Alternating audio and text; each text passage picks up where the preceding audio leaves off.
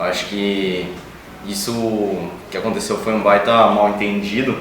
Eu só queria dizer que eu sou aluno daqui desde o segundo ano e nunca eu me senti, vamos dizer, infeliz aqui.